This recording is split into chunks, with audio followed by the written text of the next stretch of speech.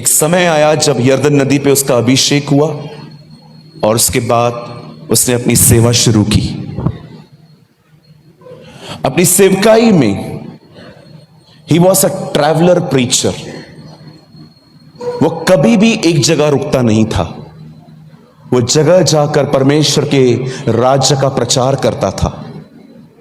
He was a traveller preacher. वो हमेशा घूम घूम के खुदा का कलाम लोगों को बताया करता था। उसकी कोई भी एक स्थानीय मंडली नहीं थी। और कभी कभी वो अपनी सेवकाई में कुछ लोगों के घरों में भी जाया करता था। कुछ रिकॉर्ड है हमारे पास। एक बार वो जक्कई के घर में गया, एक बार वो शिमोन कोड़ी के घर में गया, एक बार वो पतरस की सांस के घर पे गया, एक बार वो अच्छे से आप जानते होंगे एक परिवार के 3 लोग थे, मार्था, मरियम, लाजर, उनके पास भी गया। मैं यीशु की एक विजिट आपको बताना चाहता हूं और मैं आपसे निवेदन करता हूं कि कोई भी ध्यान यहां वहां न दे। Okay, please don't distract. आप जहां कहीं भी बैठे हैं, खड़े हैं, प्लीज वचन मिस मत कीजिएगा। यीशु एक घर में गए। इस घर में 3 लोग थे, मार्था, मरियम, लाजरस। और जैसे यीशु उस घर में गए, लिखा है मार्था उसकी सेवा कर रही थी, पर मरियम उसके पैरों पे बैठ के उसका वचन सुन रही थी। आप अच्छे से जानते होंगे मार्था सेवा करते करते घबरा गई, थक गई और उसने यीशु से शिकायत की, प्रभु आपको दिखता नहीं है, मैं अकेली काम कर रही हूं। Actually I really appreciate Martha. कितनी अमेजिंग बात है, वो 13 लोगों के लिए खाना बना रही थी। आज अगर बहनों आपके घर में 13 लोग एक साथ आ जाएं तो मार मार के भागेंगे। आप सोचो अगर आज हमारे घर पे 3 लोग आ जाएं बगैर बताए, तो अब उन दिनों में मोबाइल तो था नहीं कि जीसस ने वीडियो कॉल कर दिया, मैं 13 लोगों के साथ आ रहा हूं, कुछ बना के रख दो। 13 लोग आ गए, 12 ऐसे लोग जो यीशु के वचन को सुनकर अपना काम धंधा सब छोड़ चुके थे। 13 लोगों के लिए वो खाना बना रही थी और खाना बनाते बनाते बनाते वो बहुत थक गई। और एक चीज और भी आपको बताऊंगा, मार्था बहुत अच्छी थी, लेकिन एक चीज है, उसे किसी ने भी नहीं कहा था कि खाना बना। कहिए वो अपनी मर्जी से कर रही थी। हाँ, आप कुछ भी अपनी मर्जी से करोगे ना, लास्ट में आपको थकना ही है।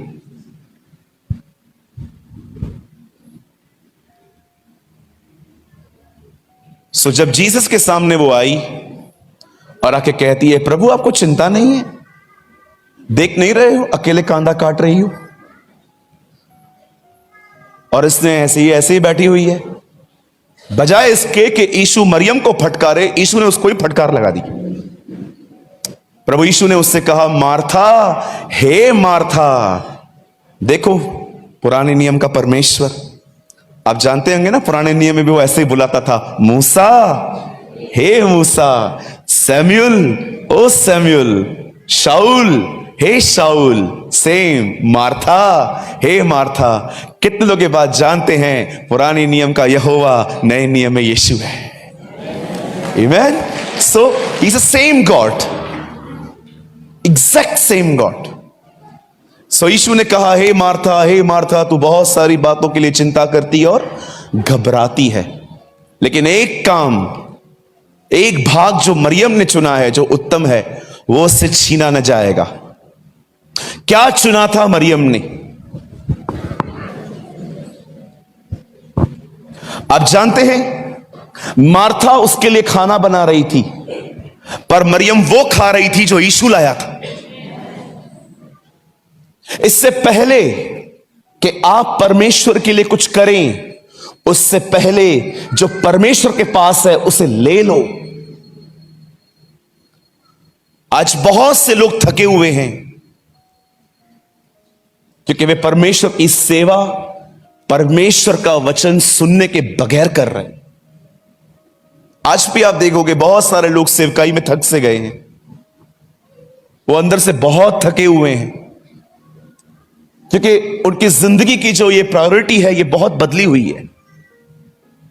मैं आज आपसे पूछना चाहता हूं, जो भाग मरियम ने चुना था, क्या वो भाग आपने चुना है?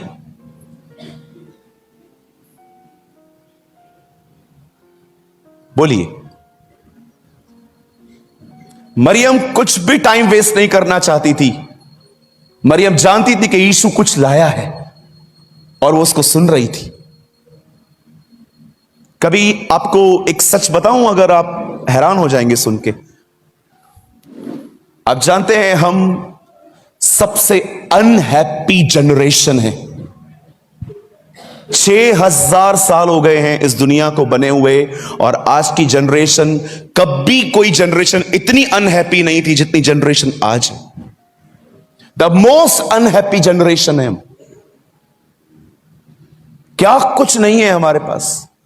वीडियो गेम्स हैं, फोन्स हैं, फ्रेंड्स हैं, ये हैं, वो हैं, बट खुश नहीं है।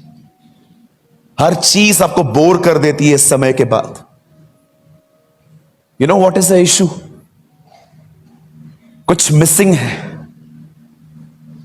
Something is missing. आगरा की मंडलियों, कुछ मिसिंग है आप में भी। और जानते हो मिसिंग क्या है?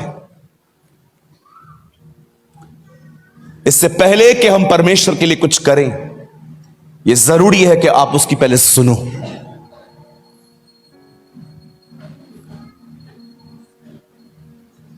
आज की शाम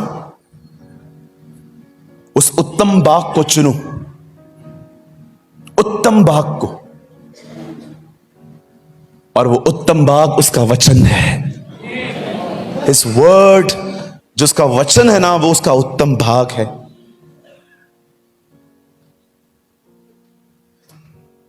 यीशु ने यरदन में बपतिस्मा लेने के बाद पहली बात कही, मनुष्य केवल रोटी से नहीं परंतु परमेश्वर के मुंह से निकले गए हर वचन से जिएगा। आप जीना चाहते हैं?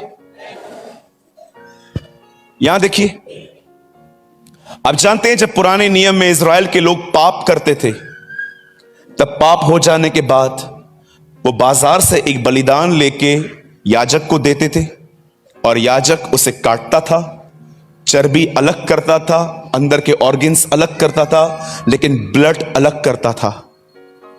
पुराने नियम का बलिदान सदैव खुदा के सामने मरने के बाद जाता था। लेकिन आप में से कितने लोग ये बात जानते हैं?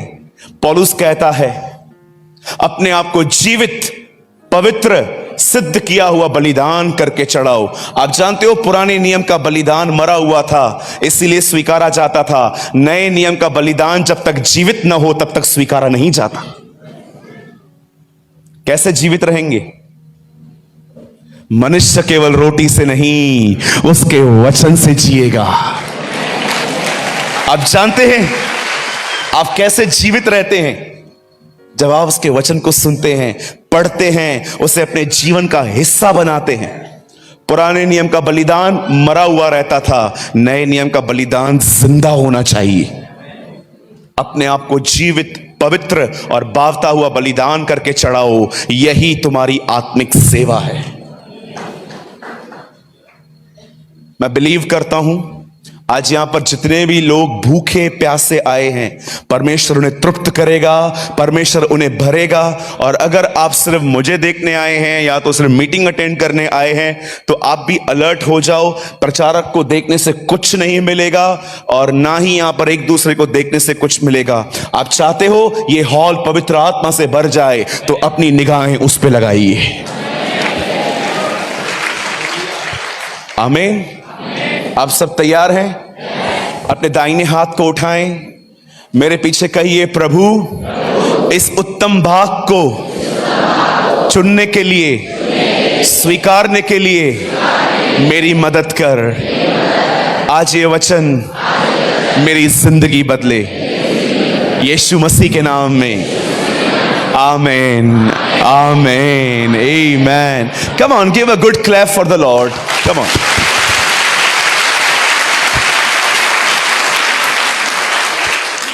आइए मेरे साथ खोलें द बुक ऑफ एफिशियंस, इफिसियों की किताब, उसका पहला अध्याय।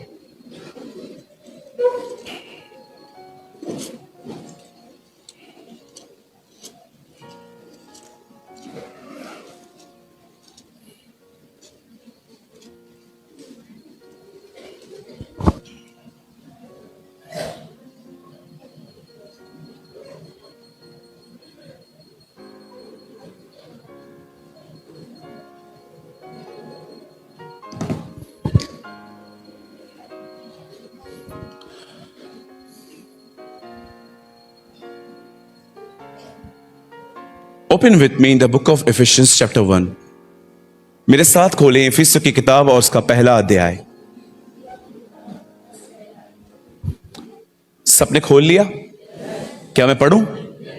ओके, जो सोए हैं कहेंगे जय मसीह की।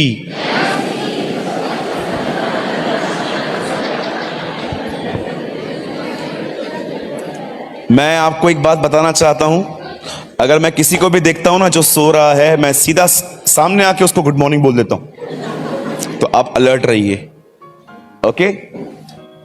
कहिए अपने बाजू वाले को सोना नहीं है, समझने वाले को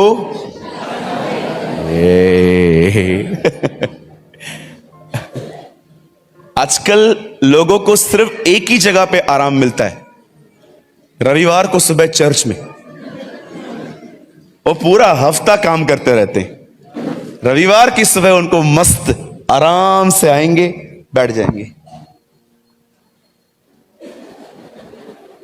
और जो ऐसा ऐसा करे ना जोर जोर से, मतलब समझ जाओ उसे कड़क नींद आ रही है।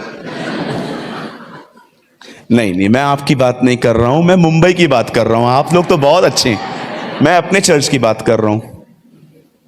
ओके, आइए मैं आपके लिए पढ़ रहा हूं the book of efficiency chapter 1। मैं इफिसियों के एक अध्याय से पढ़ रहा हूं और मैं पढ़ रहा हूं 3रा वचन। हमारे प्रभु यीशु मसीह के परमेश्वर और पिता का धन्यवाद हो कि उसने हमें मसीह में स्वर्गीय स्थानों में सब प्रकार की आत्मिक आशीष दी है। हालेलुया। मैं 3 गिनूंगा और मैंने कल कहा था सब अपना अपना बाइबल लेके आएंगे। आई होप आप लेकर आए होंगे। चलिए मुझे अपना बाइबल दिखाइए। Wow, praise the Lord.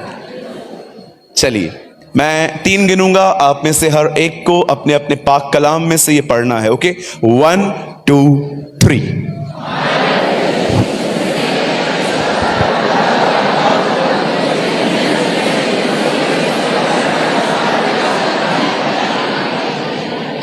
हमारे प्रभु यीशु मसीह के परमेश्वर और पिता का धन्यवाद हो कि उसने हमें मसीह में स्वर्गीय स्थानों में सब प्रकार की आत्मिक आशीष दी है।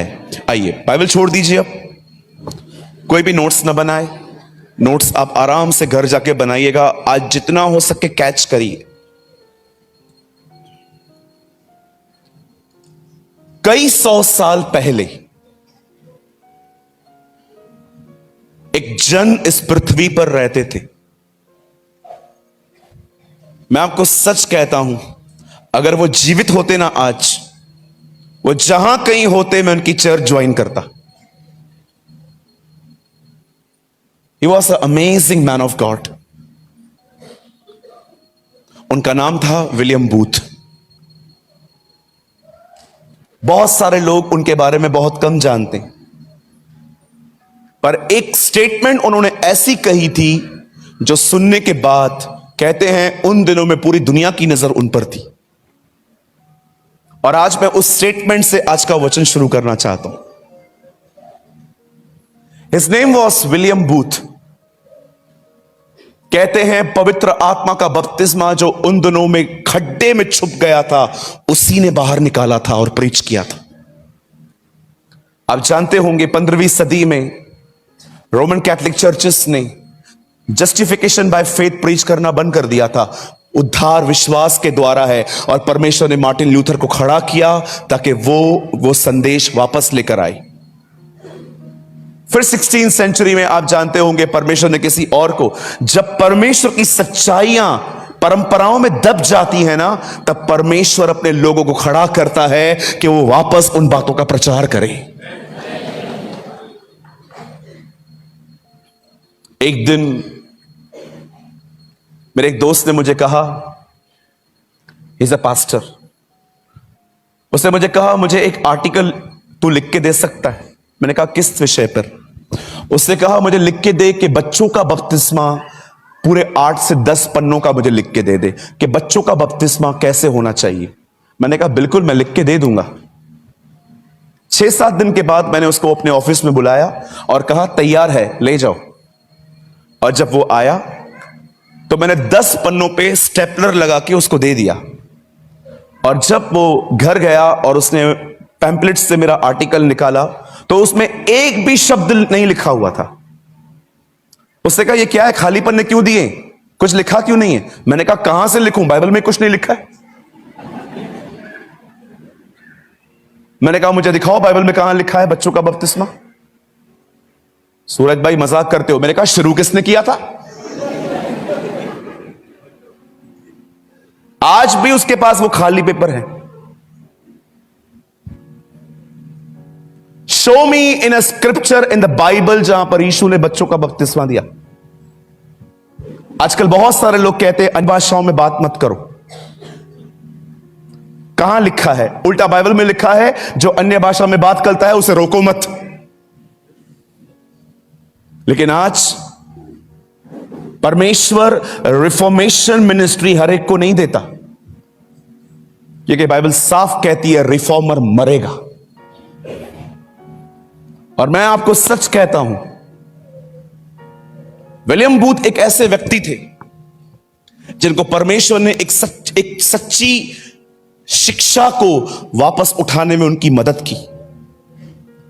अब मैं आपको स्टेटमेंट बताता हूं जो उन्होंने कही, थोड़ा हैरान करेंगे आप, ठीक है? और मैं आपसे विनती करता हूं अगर आप पत्थर लाए हैं तो मुझे मत मारिएगा, क्योंकि ये मेरी स्टेटमेंट नहीं है। उन्होंने कहा अगर पवित्र आत्मा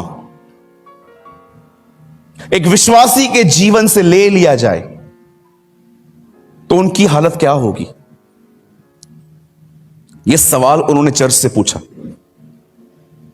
अगर पवित्र आत्मा एक व्यक्ति के अंदर से निकाल लिया जाए तो उस व्यक्ति की हालत क्या होगी?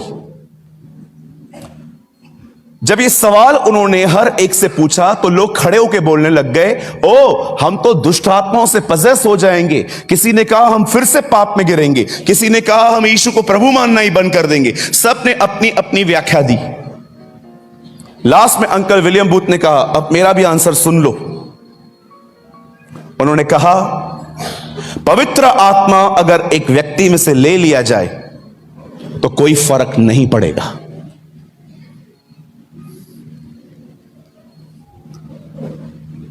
कोई भी सहमत नहीं था, मैं भी नहीं था। लेकिन उसके बाद उन्होंने एक ऐसी बात कही, कहते हैं कि उन दिनों में लोग उनके पीछे चलने लग गए थे। उन्होंने कहा यह बात मैं इसीलिए कह रहा हूं कि पवित्र आत्मा अगर एक व्यक्ति में से निकाल लिया जाए या चला जाए तो उन्हें कोई फर्क नहीं पड़ेगा। वो मैं इसीलिए कह रहा हूं क्योंकि आज का विश्वासी पवित्र आत्मा पे निर्भर ही कहां रहता है। वाह अमेजिंग यार, कहां रहता है आजकल? आजकल बाल खड़े होने को लोग कहते हैं प्रभु स्पर्श कर रहा है। आप किसी किसी को पूछोगे ना प्रभु जब छूता है क्या होता है, इधर का बाल खड़ा हो जाता है। अच्छा, ये पवित्र आत्मा का स्पर्श है इनके लिए। कभी कभी आप देखोगे ना किसी किसी चर्च में जैसे जैसे म्यूजिक बढ़ेगी ना, म्यूजिक बढ़ेगी, लोग जोर जोर से तालियां बजाएंगे। उन्हें लगता है ज्यादा शोर मचाने से पवित्र आत्मा आता है। कभी कभी आप ये भी देखो कि लोग गिर जाते हैं, खड़े हो जाते हैं, गिर जाते हैं और लोगों को लगता है ओ। एक मीटिंग में मैं गया, वहां पर एक व्यक्ति ने मेरे ऊपर हाथ रखा। मैं लिटरली फील कर रहा था वो मुझे गिराने की कोशिश कर रहा था। और जब उसने मेरे ऊपर हाथ रख के से जोर दिया, मैंने उसके कानों में कहा मैं नहीं गिरूंगा।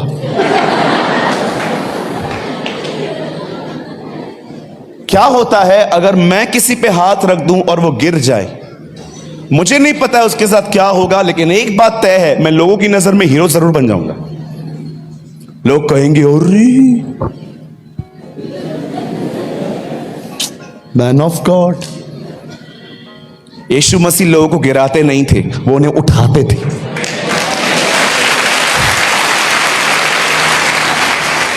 आजकल क्या है ना, मैं आपको बताना चाहता हूं, जिनसे दुनिया में कुछ भी नहीं हो पाया ना, वो कभी कभी इधर आके बहुत कुछ करने की कोशिश करते हैं।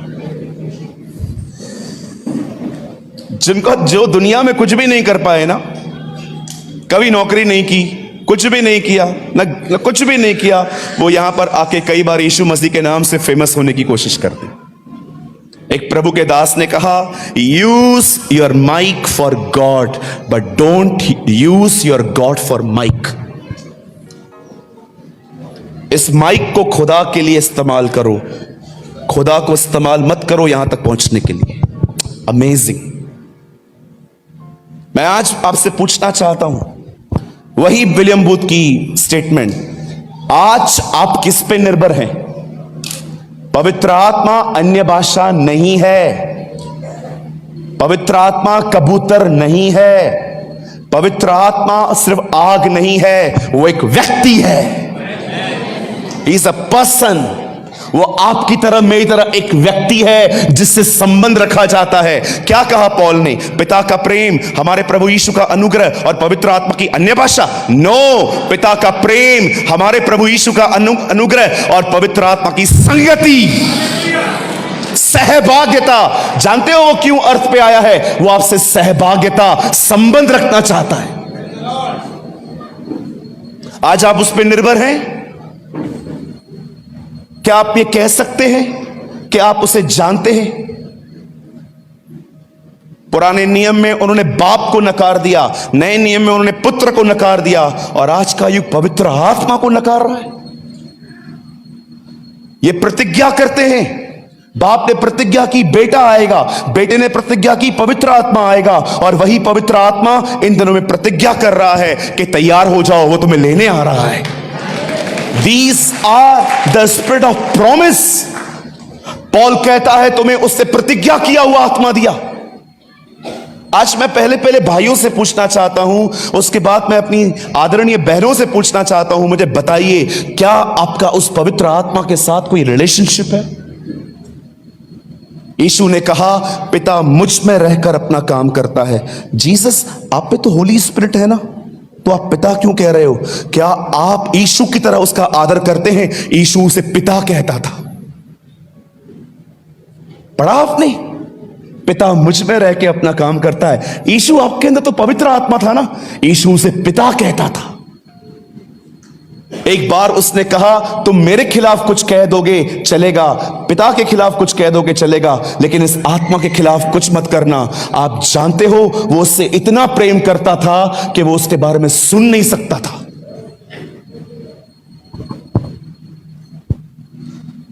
आज मैं इस मीटिंग की शुरुआत इस तरह करना चाहता हूं। मैं कोई लंबा मैसेज नहीं है आज मेरे पास, मैं अधिक समय दुआ में बिताऊंगा आपके साथ। हम अंत में आपके लिए प्रार्थना करने वाले हैं। आज मैं आपको न्योता दूंगा आज के, अगर आप फिर से अपना जीवन खुदा को देना चाहते हैं, हम आपके लिए प्रार्थना करेंगे आज। लेकिन एक सवाल अपने आप से पूछिए, क्या आपका उस महान पवित्र आत्मा के साथ कोई संबंध है? आपने आखिरी बार कब उसकी आवाज सुनी थी? कब आखिरी बार उसने आपको वचन सिखाया था? कब आखिरी बार ऐसा हुआ था कि आपको प्रार्थना करने का मन नहीं करा, फिर भी आपने प्रार्थना की और आपने देखा, आपने लंबी प्रार्थना की, उस पवित्र आत्मा ने आपकी मदद की।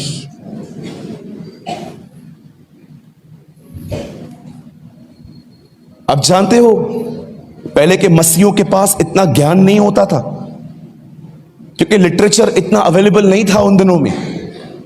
यीशु के चेले तो पढ़ना भी नहीं जानते थे बेचारे। पर क्या बात थी कि वो इतना कुछ न जानते हुए भी इतने सामर्थी थे। उनकी छांव से लोग चंगे होते थे। कभी कभी पौलुस के कपड़ों से कपड़े टच करके बीमारों पर डाले जाते थे, वे लोग चंगे होते थे। क्या रीजन था कि वो इतने सामर्थी थे? वो उन दिनों में व्यभिचार में आसानी से नहीं गिरते थे। एक कारण था, वे सब पवित्र आत्मा से भरे हुए थे। मैंने कल भी कहा, मैं आज भी कहता हूं, सुनिए, जब अभिषेक आएगा पूरी दुनिया जान जाएगी कि आपके ऊपर अभिषेक है, लेकिन जब वो चला जाएगा ना, आपको भी नहीं पता चलेगा।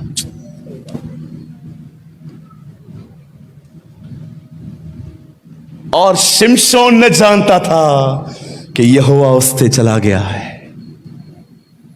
जब अभिषेक आएगा ना, पूरी दुनिया पहचान जाएगी आपको, is anointed man of God, इस व्यक्ति के ऊपर अभिषेक है। लेकिन जब वो चला जाएगा ना, आपको भी नहीं पता चलेगा कि वो चला गया है। वो इतना साइलेंटली निकल जाएगा।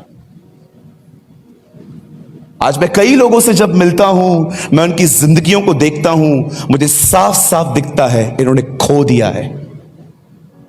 आपको लगता है एक लड़का, एक लड़की जो सारा दिन फोटो निकालने में बिजी लगे पड़े हैं और सारा दिन इंस्टाग्राम पे शो ऑफ करने के लिए बिजी पड़े हैं, पवित्र आत्मा इन्हें क्यों नहीं रोकता? क्योंकि ये खाली हो चुके हैं। They are empty. पॉसिबल ही नहीं है कि आप भरे हुए रहें और वो आपको हर तरह की नॉनसेंस अलाउ करे। एक दिन मैं पार्लर में गया, मैंने अंकल को बोला, अंकल मेरे बाल काटिए। अंकल ने ये जो कलम है ना, ये एल टाइप में रख दिया। और जब मैंने उसको देखा कांच में, ये एल में क्यों रखा है, मैं सीधा रखता हूं। जानते हो पवित्र आत्मा ने मुझे क्या कहा? सीधा करवा, इससे तू स्टाइलिश दिख रहा है। और कुछ समय के बाद मुझे ये पता चला कि परमेश्वर हमें इतना साधारण क्यों रखना चाहता है। हमारे कलीसिया में यंग बहनें आती हैं, किसे देखें? हमें देखें कि वचन सुने? नहीं समझ में आएंगी आजकल, आज ये बातें, आज आपको ये बातें समझ में नहीं आएंगी। जो जितना ज्यादा भरा हुआ है, आप उसे उतना ही साधारण देखेंगे। इसीलिए परमेश्वर का पुत्र होने पर भी वो अपने आप को मनुष्य का पुत्र कहता था। क्या साइन है कि मैं भरा हुआ हूं? एक पवित्र आत्मा से भरे हुए व्यक्ति को आप एक्स्ट्रा ऑर्डिनरी नहीं, ऑर्डिनरी देखोगे। He never demand anything.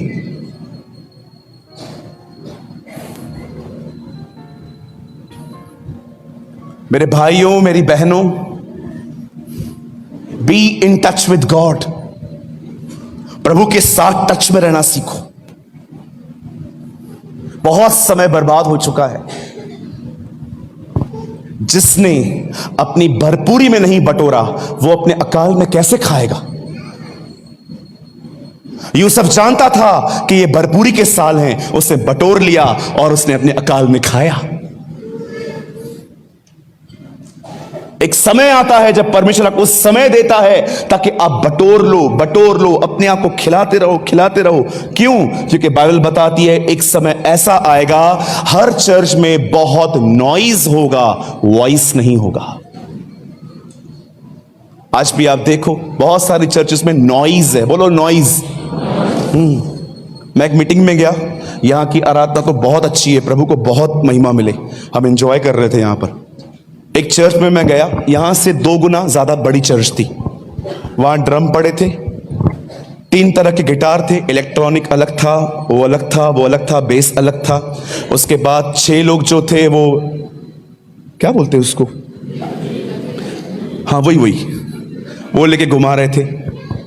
भैया आए वर्शिप करने के लिए। जैसे उन्होंने वर्शिप चालू की, सब लोग झूमने लगे।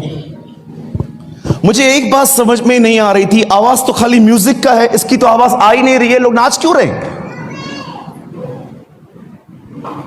जो गा रहा था उसकी आवाज ही नहीं आ रही थी, आवाज ही खाली इन लोगों की आ रही थी।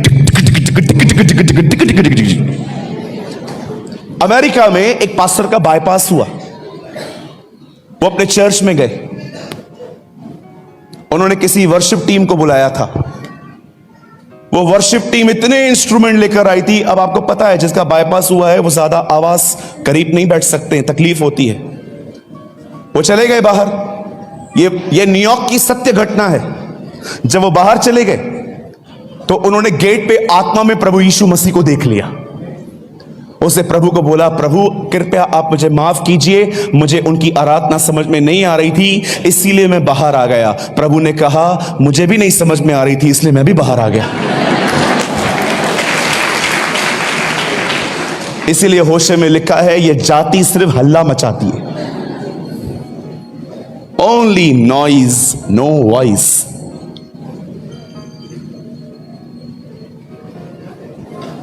और बहुत सारी जगहों पे तो आप अलग ही देखोगे, यहां से ग्रीन लाइट, यहां से येलो लाइट, उधर से रेड लाइट। मुझे समझ में नहीं आता वर्किंग करनी है कि तार सही खतर सही करना क्या है।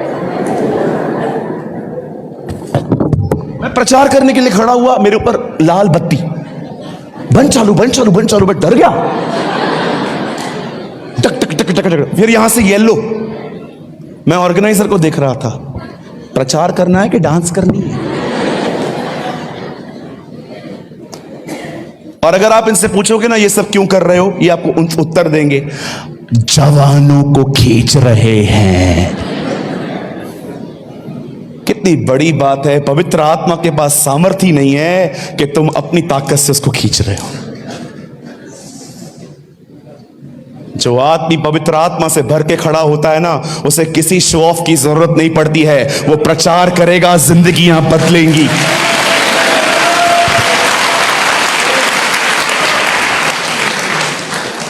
कुछ लोगों को मेरी बातें अच्छी नहीं लगती होंगी।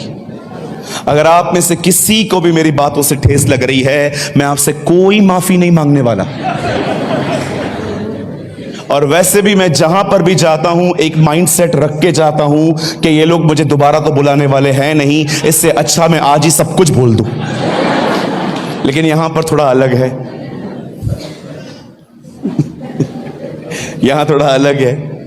यहां पर मैं थोड़ा संभल के बोलूंगा क्योंकि मुझे दोबारा आना है। पॉल यहां पर कहता है कि मसीह में तुम्हें परमेश्वर ने सब तरह की स्पिरिचुअल ब्लेसिंग्स, आत्मिक आशीषें दी हैं। कहिए आत्मिक, कहिए आत्मिक, कहिए स्पिरिचुअल।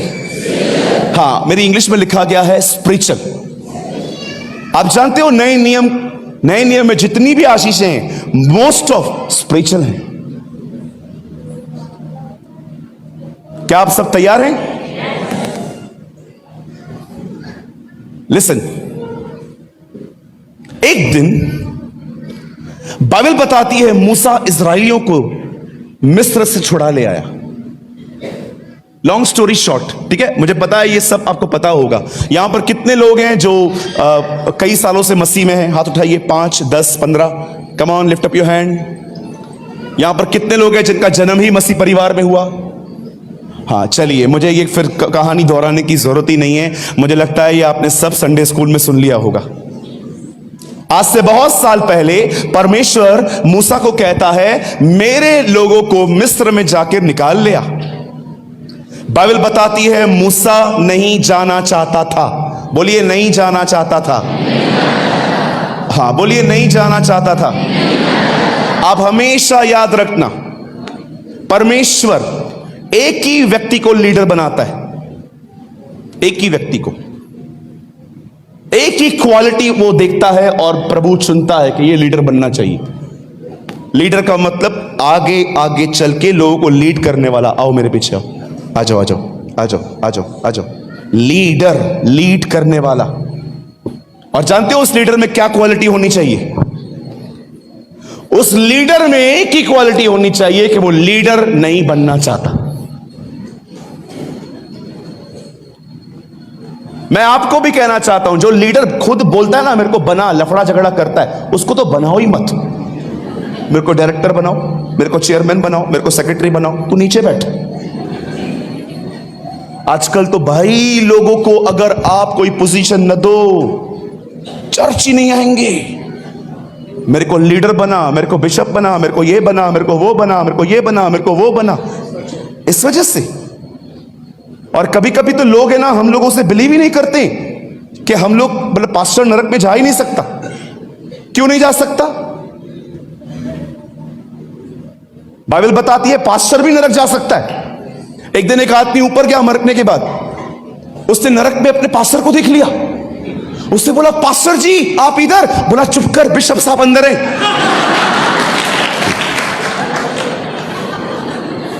इतना जोर से क्यों हंस रहे हैं आप लोग? क्या लगता है आपको, क्या बड़े अधिकारी नहीं जा सकते? बाइबल बताती है हर व्यक्ति आज्ञा पालन के द्वारा अपना ही जीवन बचाएगा। आप अनुग्रह से बचाए गए हैं, लेकिन आप अगर परमेश्वर के साथ नहीं चलेंगे, वो आपको कैसे उठाएगा?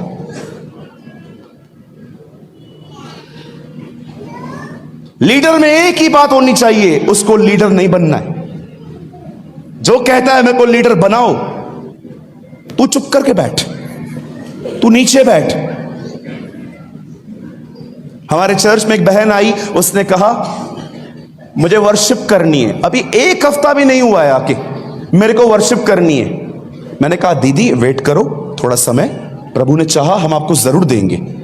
अगले हफ्ते भैया मुझे वर्शिप करनी है। मैंने कहा दीदी खाली 2 हफ्ते हुए हैं, मुझे थोड़ा परखने तो दो आपको, कि आप सांस को मार के आते हैं, पीट के आते हैं, कैसे हैं आप, थोड़ा बहुत तो मुझे पता होना चाहिए ना आपके लिए। तीसरे हफ्ते भैया आपने मुझे फोन नहीं किया वर्शिप के लिए। मैंने सोचा आज ये लफड़ा खत्म ही कर देते। मैंने उनको कहा आपको क्या करना है? वर्शिप करनी है। मैंने बोला कहां, किसके लिए करनी है? बोला प्रभु यीशु मसीह के लिए। मैंने कहा एक काम करो, आप नीचे खड़े हो जाओ, यहां से करो। देखो हम लोग यहां से करते हैं, किसके लिए करते हैं?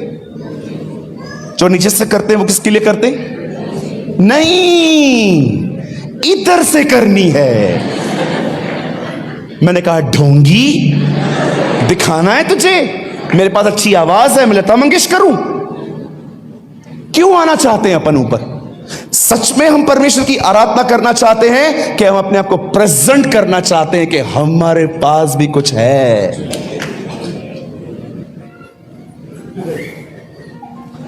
भैया मुझे आपकी बातें बहुत चुभ रही हैं, क्योंकि तुझ में बहुत बड़ी गड़बड़ है। हमारे चर्च के अंदर एक क्वालिटी है, हमारी टीम में। जब हमने चर्च बनाई परमेश्वर के अनुग्रह से, तो मेरे चर्च की टीम ने मुझे कहा हम एक ही शर्त पे तेरे साथ काम करेंगे, और वो शर्त है हमें कभी स्टेज पे नहीं बुलाया जाएगा। आप मेरे 500 वीडियो देख लो, कहां पर भी आपको मेरी टीम नहीं दिखाई देगी। इवन हम लोग क्राउड भी नहीं दिखाते हैं लोगों को। आप वचन सुनने के लिए आए थे, वचन सुनो, घर जाओ। मसीह के नाम पे इतना शो ऑफ होता है आजकल, इतना शो ऑफ होता है आपको मैं बता नहीं सकता। आजकल बहुत सारे लोग जीसस का नाम लेके खुद को प्रमोट करने की कोशिश करते हैं। क्या ये सही है? ये सही है? लीडर में एक क्वालिटी होनी चाहिए। यिर्मयाह कहता है उसे, मैं तो लड़का ही हूं। वो भी नहीं बनना चाह रहा था। शाऊल को देखिए, जब उसको राजा बनाने की कोशिश की जा रही थी, वो भाग के छुप रहा था। गिदोन को कन्विंस करना पड़ा उससे कई समय तक, चिन्ह चमत्कार दिखा के, तब जाके वो लड़ने के लिए गया। आप देखिए सब लोगों में एक ही क्वालिटी थी, वो कभी लीडर बनना ही नहीं चाहते थे। लेकिन आज लड़ाई है, झगड़ा है। एक की बीवी को खड़ा कर दो, सारी बीवियों के मुंह उतर जाते और सब अपनी पति को देखेंगे। तो कुछ बोलता क्यों नहीं है? मैं कितने साल से आ रही हूं, ये नई नई लड़की आई है, उसको ऊपर खड़ा कर दिया है। अरे वो काम करें हम करें, बाप का काम हो रहा है ना। काय को प्रॉब्लम हो रही है? एक दिन मैंने अपने कलीसिया में एक प्राचीन नियुक्त किया। मैंने उसके ऊपर हाथ रखा और जानते हो मैंने उसके बाद क्या कहा? आपको भी कहता हूं।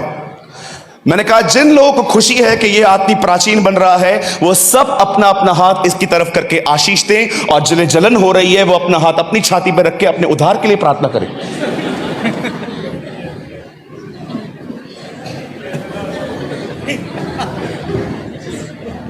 जिन लोगों को खुशी हो रही है कि ये व्यक्ति कलीसिया का प्राचीन बन रहा है, वे सभी अपना हाथ दाहिनी तरफ करें और इसे आशीष दें। लेकिन जिन्हें जलन हो रही है अंदर ही अंदर, वे अपना हाथ आगे न करें, वे कृपया अपना हाथ छाती पर रख के अपने उद्धार के लिए प्रार्थना करें। भाई सही बोला तू, मैं कल से अपनी कलीसिया में ऐसा ही बोलूंगा। आजकल लोग कितना जलते हैं कलीसिया के अंदर। और मैं एक बहनों से एक सवाल पूछना चाहता हूं, बहनों से पूछ सकता हूं? मेरी बहनों, मैंने एक बात अजीब देखी है, कोई भाई आपसे नहीं जलता, बहनें ही बहनों से जलती हैं।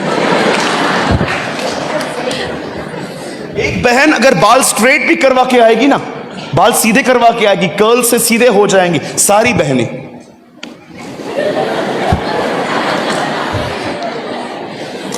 आपको क्यों तकलीफ होती है? फिर जैसे मीटिंग पूरी होगी, बाहर पंचायत लगेगी आपकी। बाहर पंचायत में आप एक दूसरे को क्या कहोगे? पास्टर ने सही किया। क्यों, क्या हुआ? नहीं, वो उसको मौका देते हैं लोग।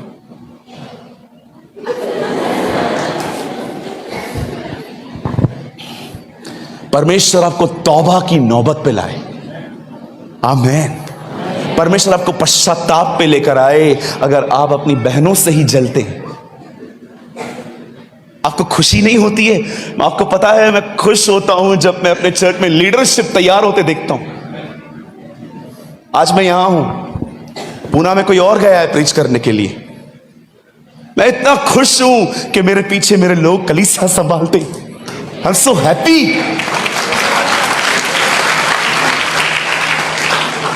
कोई बाप है यहां पर जो अपने बेटे को कहता है मैं 9वीं पढ़ा हूं, तुझे भी 9वीं पढ़नी है, उससे आगे नहीं जाने का?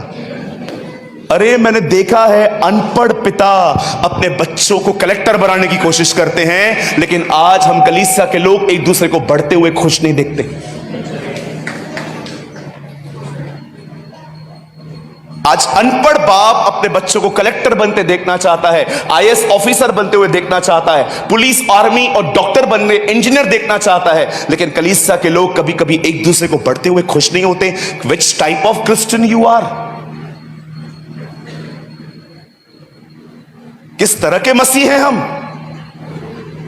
आपको खुशी होनी चाहिए। मैं कल कुछ लोगों से बात कर रहा था यहां पर, कितनी बुरी बात है, एक ईश्वरीय व्यक्ति ने सेवकाई चालू की, लेकिन उसके चर्च में उसके मरने के बाद चर्च बिखर गई। बहुत सारी जगहों पे ऐसा हुआ है। एक गॉडली लीडर मर गया, पूरी चर्च बिखर गई पीछे। कोई तैयारी नहीं था, क्योंकि कोई किसी को तैयार होने ही नहीं दे रहा था। आप इससे कितने लोगों ने क्रैप्स की स्टोरी सुनी है? क्रैप्स की किसे सुनी है? हाथ उठाइए। क्रैप्स, खेखड़े, खेखड़ा, खेखड़ा। एक दिन एक शिप में एक आदमी खेखड़े लेके जा रहा था, 3 तरह के, जापानी खेखड़े, अमेरिकन खेखड़े और भारतीय खेखड़े। जैसे ही वो गाड़ी वो चला रहा था, अपना बोट चला रहा था, अचानक थोड़ा सा उफान आया और सारे जो बॉक्सेस पड़े थे पानी के अंदर वो पड़े हुए थे, सारे खुल गए। और उससे पीछे क्या देखा? सारे खेखड़े भाग रहे हैं, अमेरिकन भाग रहे हैं और जापान वाले भी भाग रहे हैं। पर उसने क्या देखा? अजीब, भारतीय खेखड़ा एक भी नहीं भाग रहा, सब उधर ही बैठे हुए। तब उसने सोचा मैं ये चमत्कार जाके देखूं कि ये खेखड़े भाग क्यों नहीं रहे। तब वो पीछे गया, सारे अमेरिकन भाग गए, जापानी भाग गए, लेकिन भारतीय खेखड़ा एक भी नहीं भागा। जानते हो क्यों? क्योंकि जैसे एक खेखड़ा ऊपर चढ़ रहा था, उसको दूसरा नीचे उतार रहा था, फिर दूसरा चढ़ रहा था, वो उसे नीचे उतार रहा था। अरे सुधरो खेखड़ो।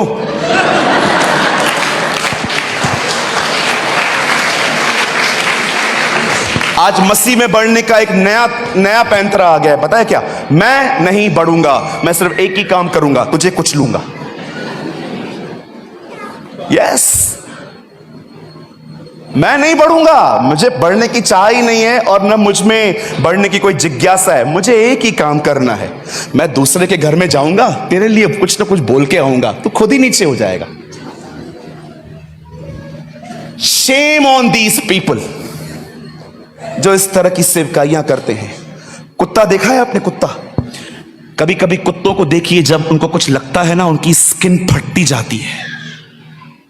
पौलुस कहता है कुछ लोगों का वचन, शब्द सड़े घाव की तरह फैलता रहता है। सड़ा घाव।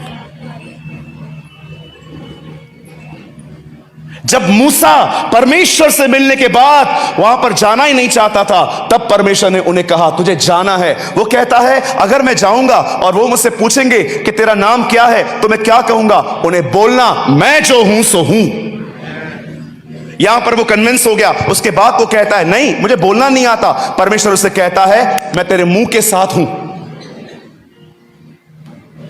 वो कहता है मुझे बोलना नहीं आता। प्रभु बोलता है मैं तेरे मुंह के साथ हूं। मूसा मैं तेरे साथ नहीं हूं, मैं तेरे मुंह के साथ हूं। आपको पता है, आपको लगता है मैं कमजोर हूं, परमेश्वर आपकी कमजोरियों को लेकर आपका इस्तेमाल करता है। परमेश्वर आपकी कमजोरियों को प्लेटफॉर्म की तरह यूज करता है और परमेश्वर जाता है उसके साथ। और बाइबल बताती है 10 विपत्तियां डाली फिरौन के घर के ऊपर उन्होंने, और सारे लोगों को फिरौन ने जाने दिया। और जाने के बाद जब वो एक पर्वत के नीचे आए जिसका नाम था सीने पर्वत, और उसके नीचे परमेश्वर ने उन्हें कमांड्स दी, आज्ञाएं दी, तुम ये न करना, डूस एंड डोंट्स दिए। अब सुनिए, ये सब हो जाने के बाद मूसा इज़राइल के लोगों को कुछ बातें बताता है। सुन लीजिए खाली। वो उन्हें कहता है सुनो, ये सारी आशीषें अगर तुम परमेश्वर की आज्ञाओं को मानो तो तुम्हें मिलेंगी, और ये सारे श्राप अगर परमेश्वर की आज्ञाओं को नहीं मानोगे, ये श्राप न चाहो तो भी आप पड़ेंगे।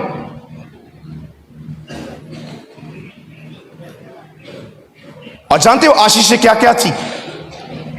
पहली आशीष, वो समय समय पर तुम्हारे खेतों पर मेंह बरसाएगा।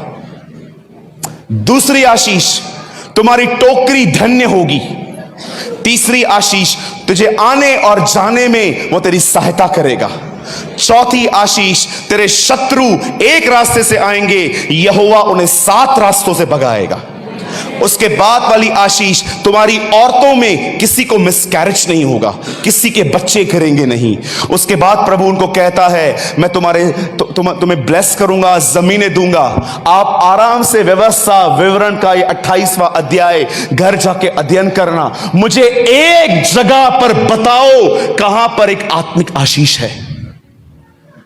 कोई आत्मिक आशीष नहीं है, सब शारीरिक।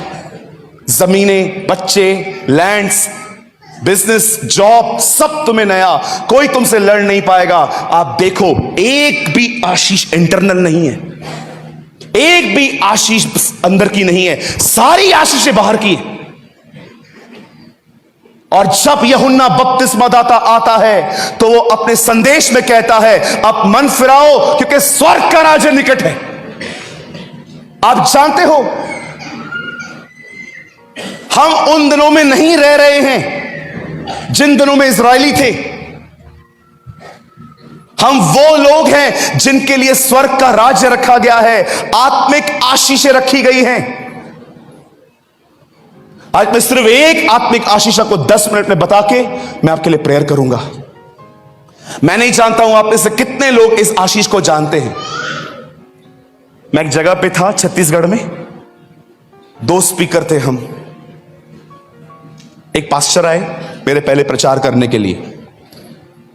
मसीह में आओ तुम्हें चंगाई मिलेगी, मसीह में आओ तुम्हें बरकत मिलेगी, मसीह में आओ तुम्हें बाहर जाने के लिए वीजा मिल जाएगा, मसीह में आओ जहां तुम कभी नहीं पहुंच पाए खुदा तुम्हें वहां पहुंचाएगा। मैं सब बातें उनकी सुन रहा था, सब वचन से थी, लेकिन एक भी चीज उन्होंने आत्मिक नहीं कही। वचन पूरी होने के बाद मेरे कमरे में आए और कहे पास्टर प्रेमानी मुंबई से? मैंने कहा हाँ। और क्या बोलते हो, वचन सुना आज मेरा? हाँ अंकल, अच्छा था। और कुछ बताओ जो तुमने सीखा हो? मैंने कहा एक बात सीखी। बोला क्या? मैंने कहा मैं पकड़ पकड़ के लोगों को पुरानी वाचा से नई वाचा में लेके जाता हूं और आप लोगों को पकड़ पकड़ के नई वाचा से निकाल के पुरानी में ले जाते हैं। ऐसा कैसे बोल दिया आपने? मैंने कहा आपने भी ऐसा कैसा कितना कुछ बोल दिया। आजकल देखिए, आजकल का प्रचार सुनिए, यही मिलेगा। 90% लोग यही बोलते हैं, ये देगा वो देगा, ये देगा वो देगा, और सारे लालची चर्च में।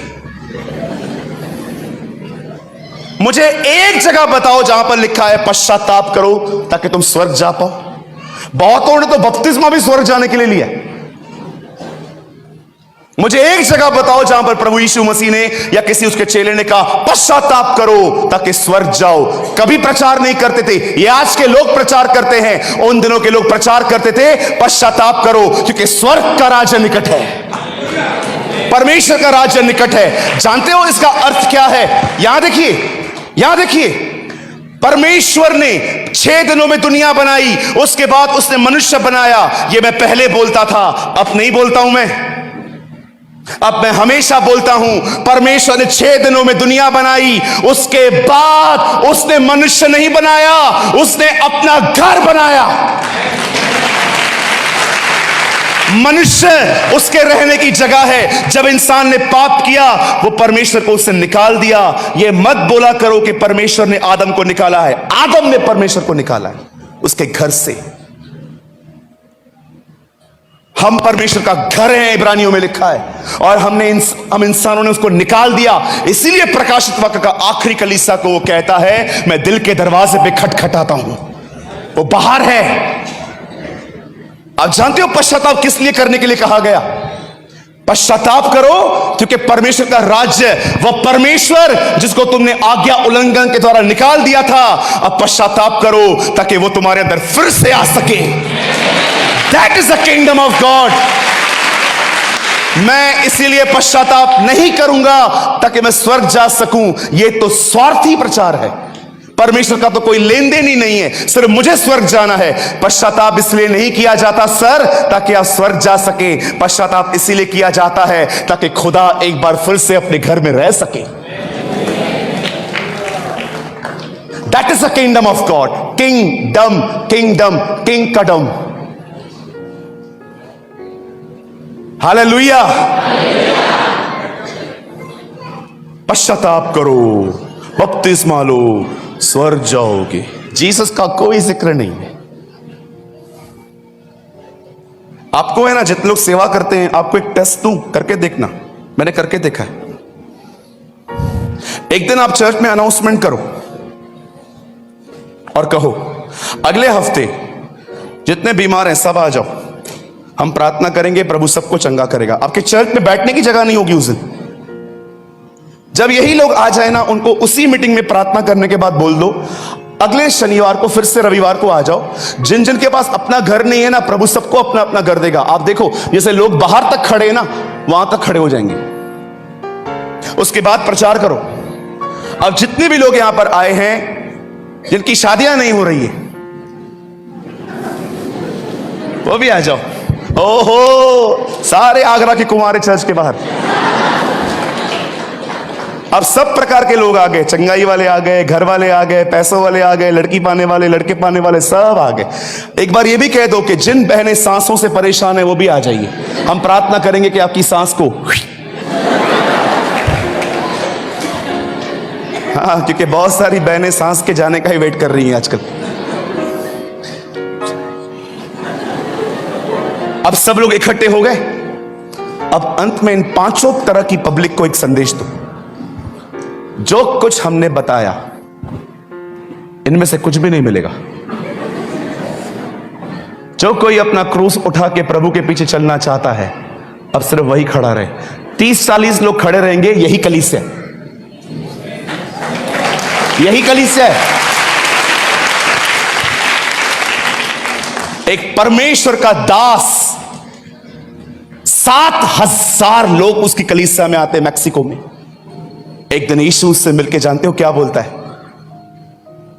तेरे कलीसिया में 7,000 लोग हैं ना, मैं सिर्फ 5 को जानता हूं जो मेरे साथ चलते हैं और तू उनमें से एक नहीं है। My God.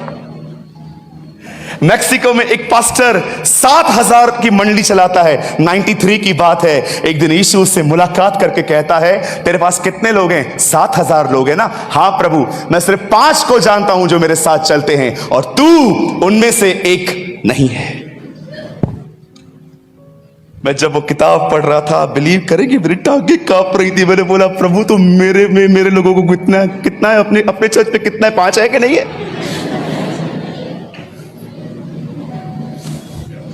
कभी कभी चर्च में अनाउंसमेंट करके देखो, अगले रविवार मीटिंग के बाद हम चिकन बिरयानी बांटेंगे। आप देखो, जो लोग कभी कलीसिया में नहीं दिखते थे, वो और उनका पूरा घराना यहोवा की सेवा करने के लिए नहीं, बिरयानी के लिए आएगा। ओ सब आएंगे। कलकत्ता में जो लोग रविवार को ही सिर्फ चर्च आते हैं, उनको कहा जाता है इतवारी लाल। क्या कहा जाता है? बोलिए, इतवारी लाल। जो लोग सिर्फ रविवार रविवार चर्च में आते हैं ना, बाकी 6 दिन हर तरह की गंदगी में पड़े रहते हैं, उनको क्या कहा जाता है?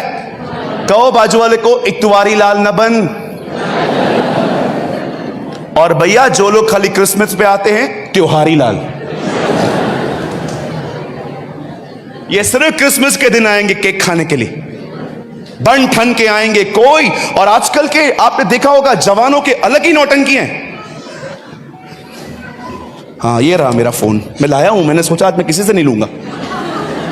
जैसे मीटिंग पूरी होगी चर्च के बाहर क्रॉस के सामने,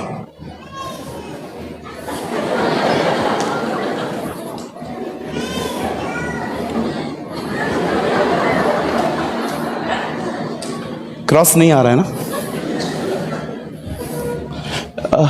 इधर आओ। और जैसे बहनें बुलाएंगी इधर आओ, और वो आएंगी, मेरा फोटो निकाल, क्रॉस के सामने, हाथ में बाइबल, कभी पढ़ी भी नहीं है, हाथ में Bible. Sunday in church feeling crazy on Facebook. कभी कभी आप है ना कलीसिया के अंदर कुछ लोगों को बोलो, आओ हम सपना की किताब खोलें, हम सपना की किताब खोलें, और सब लोग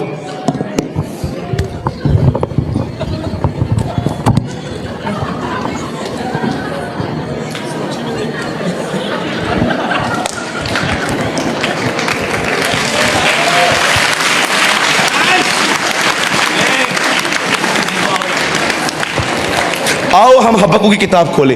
हब्बकू की किताब नहीं लाए, हम बाइबल लाए। अरे बाइबल में ही है। आओ हम सपना की किताब खोले।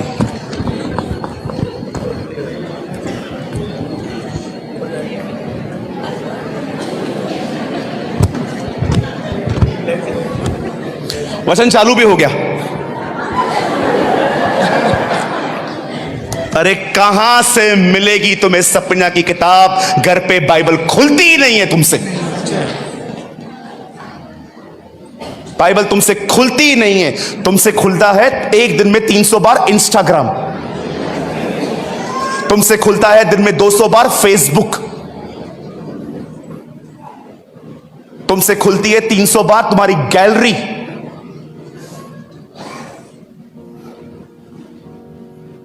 एक बहन एक पास्टर को बोलती है, कृपया हमारे घर में खाना खाने के लिए आइए। पास्टर परिवार सहित चला गया। क्रिसमस के दिन खाना खा लिया। जब बर्तन उठाए जा रहे थे, एक चम्मच कम था। पति को बोलती है, इधर तो आओ जी। क्या हुआ? मुझे लगता है पास्टर ने चम्मच चुराया है। बोलता है क्यों? चार लेकर आई हूं, गिन के 3 है। उसके पति ने बोला, चुप कर, नहीं बोलते ऐसा। बोला, नहीं, पास्टर ने चुराया है। पास्टर खाना खा के चला गया।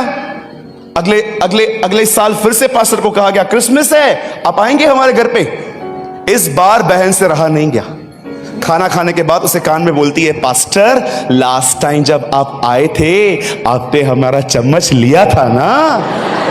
पास्टर ने कहा, नहीं बहन, मैं आपका चम्मच क्यों लूंगा? तो पास्टर कहां गया? उसने कहा, मैंने आपका चम्मच नहीं लिया था बहन, मैंने आपका चम्मच आपकी बाइबल में रख दिया था। अगर पूरे साल में एक बार भी बाइबल खोल देते तो चम्मच मिल जाता बहन।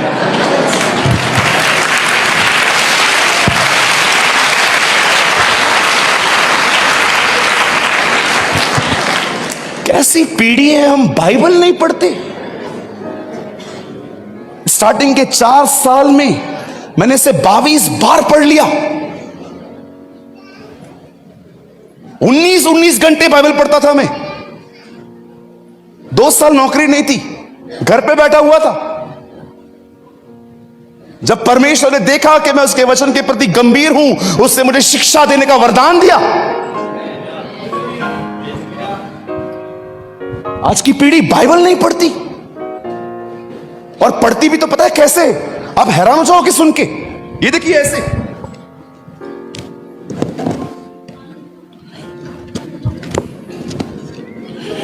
और उसने अपने चेलों से कहा, हो नहीं सकता कि ठोकर न लगे, परंतु हाय उन पर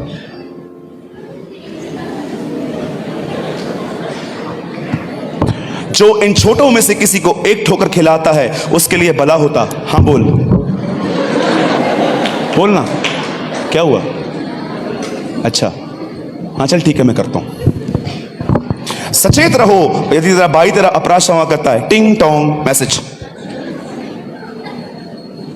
ये तुम्हारी बाइबल रीडिंग है, बेइज्जती है इसके वचन की। 100 साल तक पढ़ते रहना, खुदा बात नहीं करेगा।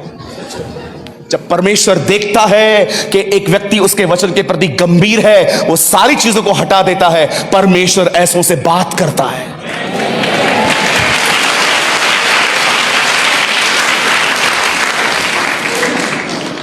कभी कभी लोग पैट्स पालते हैं। पैट्स आपको पता है?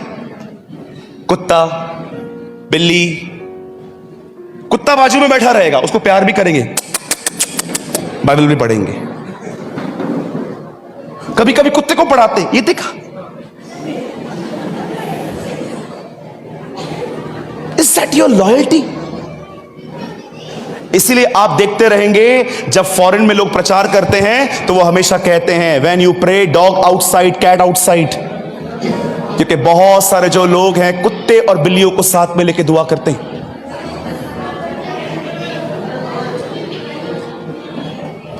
आइए यहां देखिए,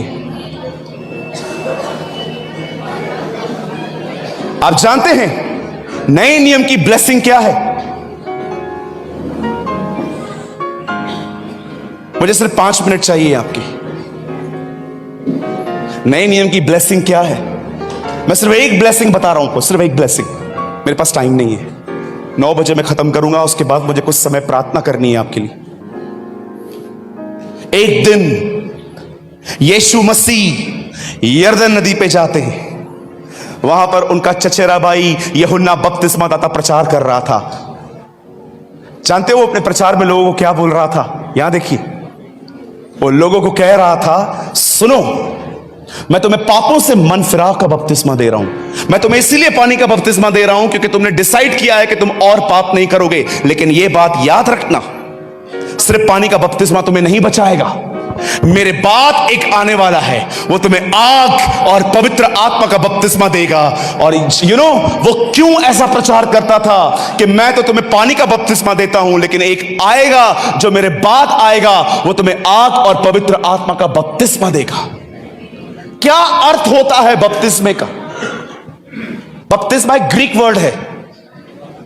जानते हो बपतिस्मा जो वर्ड है वो कभी हिंदी में ट्रांसलेट क्यों नहीं हुआ? बपतिस्मा को इंग्लिश में कहा जाता है इमर्स्ड। इमर्स्ड को हिंदी में कहा जाता है किसी भी चीज में डुबा देना। अब मुझे बताइए, उन्हें ऐसा लिखना चाहिए ना बाइबल के अंदर कि यूहन्ना ने यह कहा, मेरे बाद एक आने वाला है, वो तुम्हें आग और पवित्र आत्मा में डुबाएगा। लेकिन उन्होंने इस वर्ड को कभी ट्रांसलेट ही नहीं किया, बपतिस्मा ही लिख दिया। क्यों? इमर्स्ड, डूब जाना। अच्छे से जानते हैं कुछ लोग कि अगर इस वर्ड को मीनिंग, बपतिस्मा की मीनिंग अगर वो लिख देते पानी में डुबा देना, तो कोई भी रोमन कैथोलिक बाइबल नहीं खरीदता उनकी, क्योंकि वो तो बिलीव ही नहीं करते इस पर। इसीलिए उन्होंने इस वर्ड को ट्रांसलेट किया ही नहीं, बपतिस्मा ही लिखा। जानते हो बपतिस्मा का अर्थ क्या होता है? बपतिस्मा का अर्थ होता है डूब जाना। कहिए डूब जाना। वो उनको क्या कह रहा था? अब मैं आपको पैराफ्रेज करके बताता हूं।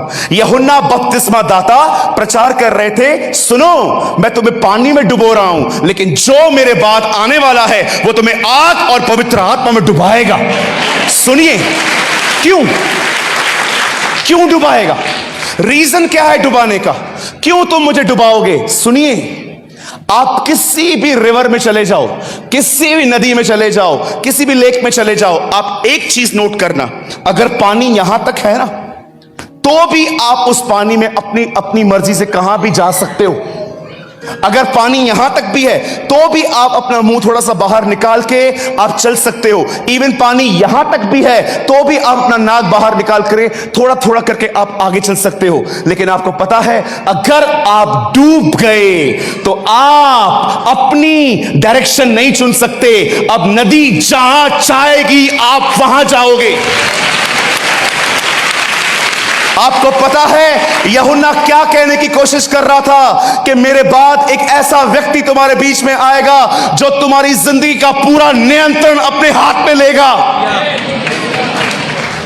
अ लाइफ, बैप्टिज्म का मतलब पता है क्या होता है? A life who control by God. एक ऐसा जीवन जो पूरी तरह से परमेश्वर के नियंत्रण में है। कितने लोग हैं जो इस तरह की जिंदगी जीते हैं कि हे परमेश्वर, मुझे अपनी आग और पवित्र आत्मा का बपतिस्मा दे ताकि मैं जहां जाना चाहूं मैं वहां न जा पाऊं, मैं वहीं जा पाऊं जहां मुझे तू ले जाना चाहता है। Are you immersed? Are you immersed? मैं पूछना चाहता हूं, क्या आपको यह बपतिस्मा मिला? Did you baptize in water? आप में से हर व्यक्ति ने पवित्र आत्मा का पानी का बपतिस्मा लिया होगा। मैं आपसे पूछना चाहता हूं, पवित्र आत्मा से लिया? एक दिन संत पौलुस ठंड से कांपकर बारिश में पानी में बाहर निकले और जैसे ही एक टापू पे पहुंचे उन्होंने कुछ लकड़ियां जलाई। जैसे ही लकड़ियों में आग लगी, सांप बाहर आया, पौल को जकड़ लिया गया। याद रखिए, सांप पानी में जिंदा रहेगा, सांप आग में जिंदा नहीं रह सकता।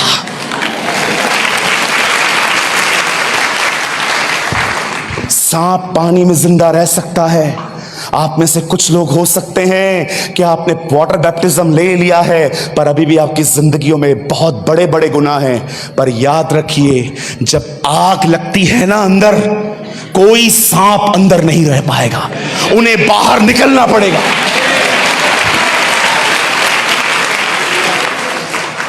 सूरज भाई, कैसे मिलता है ये? एक ही व्यक्ति को मिलता है। जानते किसको? जिसमें से पाने का जुनून हो, जो सोए नहीं, खाए नहीं, पिए नहीं, जब तक तू मुझे ये नहीं देगा मैं तेरे दरवाजों पे आना बंद नहीं करूंगा। जुनून चाहिए इसके लिए। एक आदमी के घर पे आधी रात को मेहमान आते हैं, पड़ोसी को जाके कहता है मेरे पास अतिथि आए हैं, कुछ खाने के लिए दे दो। बोलता है नहीं दे पाऊंगा, मैं सोया हूं अपने बच्चों के साथ। बोलता है नहीं सर, ऐसा मत करो, मेरी बेइज्जती हो जाएगा। बोलता है मैं नहीं। बार बार वो उससे मांग रहा था। ये कहानी बताने के बाद यीशु मसीह ने कहा, अब मैं तुमसे कहता हूं, मांगो तुम्हें दिया जाएगा, ढूंढो तुम पाओगे, खटखटाओ तुम्हारे लिए खोला जाएगा। क्यों यीशु ने ये वचन से पहले एक कहानी बताई? वो ये समझाना चाह रहा था, सिर्फ मांगने से नहीं मिलेगा, तुम्हें जुनून होना चाहिए।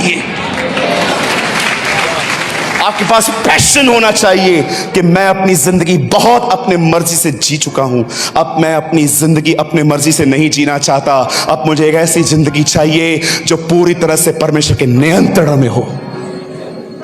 आपके ख्याल उसके हाथों में, आपके हाथ उसके हाथों में, आपका चलना उसके हाथों में। ओ, मैं आपको मजाक नहीं कर रहा हूं। अगर सबके सामने ऐसे बैठोगे ना तो भी वो तुम्हें अंदर से कहेगा सीधा बैठ। इतना वो तुम्हारा नियंत्रण ले लेगा। आई प्रीच व्हाट आई प्रैक्टिस। मैं आपको वो बता रहा हूं जो मैं अनुभव करता हूं। जैसे पुराने नियम में यहोशू और कालेब अंदर गए थे और उन्हें आहिस्ते आहिस्ते पूरे कनान को ले लिया। परमेश्वर ने तुम्हारे अंदर पवित्र आत्मा भेजा है ताकि आहिस्ते आहिस्ते वो तुम्हें पूरा ले ले। तुम्हारी आंखों से वो देखे, तुम्हारे हाथों से वो देखे, तुम्हारे पेट में वो रहे, तुम्हारे अंदर से वो बहने पाए। A life control by God, एक ऐसी जिंदगी जो पूरी तरह से परमेश्वर के नियंत्रण में हो। आज न मन वश में है, न जुबान वश में है, न बॉडी लैंग्वेज वश में है लोगों का। क्यों नहीं है? क्योंकि तुम इससे चूक गए हो। तुम्हें लगता है बस बाल खड़े हो गए, मिल गया स्पर्श। आप जानते हैं, मैं बंद कर रहा हूं, जो मैं आपको बता रहा हूं ना, यही चीज पाने के बाद कलीसिया बनी थी। यही चीज पाने के बाद कलीसिया बनी थी।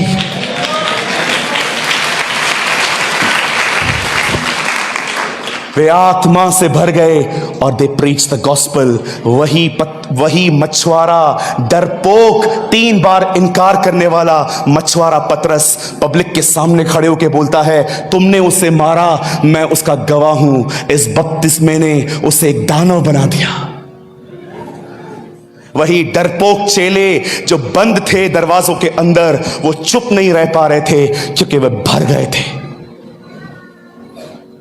मैं आपको फिर से कहता हूं, जुनून रखिए, हे परमेश्वर मुझे पूर्ण अपने आप से भर दे, ताकि मैं अपनी जिंदगी अपने हिसाब से नहीं, मैं आपकी अगुवाई से जीऊं, मैं आपसे चला चलूं, मेरी जिंदगी आपके हाथों में हो। अगर आज आप में से कोई भी ऐसा है जो ये जुनून पाना चाहता है जिसका मैंने प्रचार किया है, बपतिस्मा, इमर्स्ड, इमर्शल, डूब जाना, अगर कोई भी ऐसा है जो इस जिंदगी को पाना चाहता है कि यस ब्रदर, विश्वास कीजिए, मैं यही सुनने के लिए आज आया था, यहां पर इस बपतिस्मे को पाने के लिए आया था। जो कोई भूखा और प्यासा है, आइए अपने स्थानों पे खड़े हो जाइए, मैं आपके लिए प्रार्थना करूंगा और परमेश्वर, मेरा विश्वास है कि वो जलती हुई अग्नि आपके अंदर डालेगा। Thank you Jesus. अपनी आंखें बंद कीजिए, अपने हाथों को उठाइए। Oh thank you Jesus. धन्यवाद यीशु, धन्यवाद Yeshu. Oh thank you Jesus, I worship you Jesus. अपनी आंखें बंद कीजिए। धन्यवाद यीशु। अपने हाथों को उठाइए, आइए प्रार्थना करिए, प्रार्थना करिए, प्रार्थना करिए, मुंह खोल के प्रार्थना करिए, मन में नहीं, मुंह खोल के प्रार्थना करिए।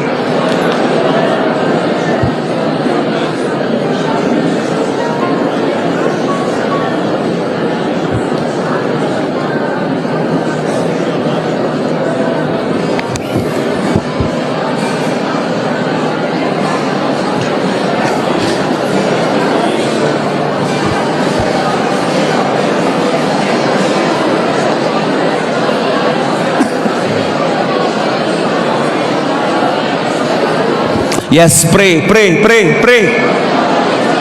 Jesus, thank you, Jesus. Hallelujah.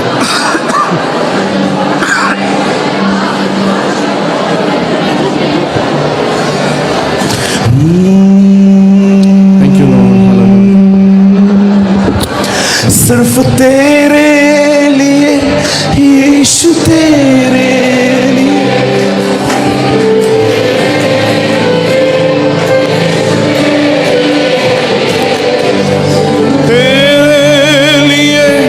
यीशु, तेरे लिए मैं हाथ उठाता हूँ। सिर्फ तेरे लिए, तेरे लिए यीशु, तेरे लिए, सिर्फ तेरे लिए यीशु, तेरे लिए, ओहो तेरे लिए, यीशु, तेरे लिए मैं हाथ उठाता हूँ। Come on, पवित्र आत्मा, पवित्र आत्मा, Blessed Holy Spirit, I welcome you. पवित्र आत्मा, मुझे ले जाओ यीशु के चरणों में। पवित्र आत्मा, पवित्र आत्मा, पवित्र आत्मा, पवित्र आत्मा, मुझे ले जाओ यीशु के चरणों में। पवित्र आत्मा,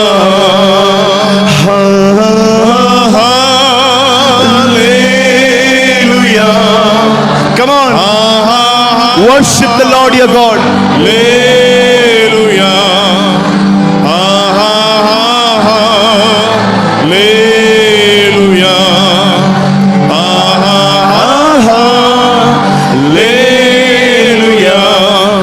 हालेलुया,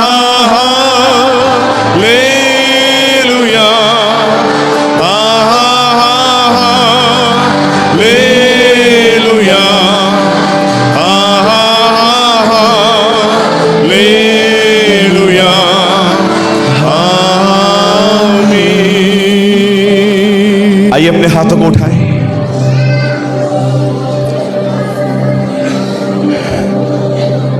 मैं 3 गिनूंगा। आई विल काउंट 3 और 3 गिनने के बाद मैं एक वचन कहूंगा। अपनी आंखें बंद करें। Hallelujah, hallelujah. जैसे ही ये वचन आपके कानों से आपके दिल में जाएगा, मेरा विश्वास है परमेश्वर आपको आपकी खोई हुई अग्नि वापस दे देगा।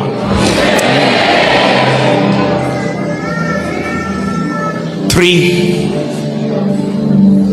2, 1। मैं तो तुम्हें पानी का बपतिस्मा देता हूं, लेकिन जो मेरे बाद आने वाला है वो तुम्हें आग और पवित्र आत्मा का बपतिस्मा देगा। स्वर्गीय पिता, मैं प्रार्थना करता हूं यीशु के नाम से अपने लोगों को भर दे, आमीन, हालेलुया, भर दे। आमीन, हालेलुया, ओ मैं ये देख रहा हूं खुदा आपको छू रहा है। Amen, amen, amen. Thank you Jesus, thank you Jesus. Oh जिंदगियां बदल रही हैं, बंधन टूट रहे हैं। Yes yes yes Lord, yes Lord, hallelujah, hallelujah, hallelujah, praise the Lord. Yes Lord. रोबो शेकेरे बिन थालाबा सांता, हालेलुया, हालेलुया। रंदारा से रबो सरो शानदारा रे सहांगरो रंदारे रे सुखी रंदो शानदारा रे सुखो रंदो। हालेलुया,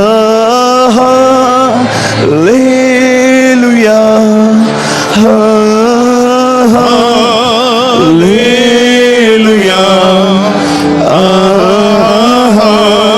हालेलुया, आमीन। जीसस, पिता मैं प्रार्थना करता हूं हर एक व्यक्ति को तू अपनी आत्मा से भर, हर एक व्यक्ति को तू अपना अभिषेक दे। एक बार फिर से खुदा हमें रिवाइव कर, हमें अंदर से नया बना।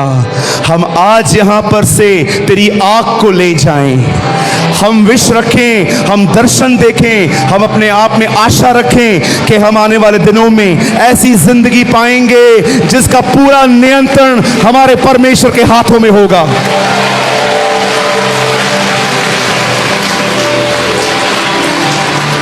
हमारी जुबान वो बोलेगी जो तू चाहता है, हमारे पांव वहां जाएंगे जहां तू चाहता है, हमारे हाथ उन्हीं वस्तुओं को छुएंगे जो तू चाहता है, हमारे मन में वही विचार होंगे जो तू चाहता है, हम वही बोलेंगे जो तू चाहता है। हमारी पूरी जिंदगी तेरे नियंत्रण में होगी। ओ परमेश्वर, हम धन्यवाद करते हैं कि तू हमें ऐसी जिंदगी देने जा रहा है। देख तेरे लोगों को खुदा जो अपने हाथों को उठा के तेरे सामने खड़े हैं, जो अपने दिल को तेरे सामने खड़े हैं। तूने कहा मांगो तुम्हें दिया जाएगा, हम मांग रहे हैं। मैं दुआ करता हूं हर एक को अपनी आत्मा से भर दे। आमीन, hallelujah. Thank you Jesus, hallelujah, thank you Jesus. मुझे ले जाओ यीशु के चरणों में पवित्र आत्मा, मुझे ले जाओ यीशु के चरणों में पवित्र आत्मा, पवित्र आत्मा। थैंक थैंक यू जीसस, पवित्र आत्मा थैंक यू मुझे जीसस। ले जाओ यीशु के चरणों में, पवित्र आत्मा। अपनी आंखें बंद करें, Thank you, Jesus. Hallelujah. सदैव याद रखिए Holy Spirit, hallelujah. सांप पानी में जी सकता है, Thank you, Jesus. लेकिन सांप कभी आग में जिंदा नहीं रह सकता। Hallelujah. Hallelujah. Amen. पानी का बपतिस्मा Thank you, Jesus. बहुत जरूरी है, Thank you, Jesus. लेकिन बुराई आग के बपतिस्मे में जाती है। Yes, Jesus. जब तक यह न मिले तब तक उसे मांगते रहे, Oh, yes. संतुष्ट ना हो।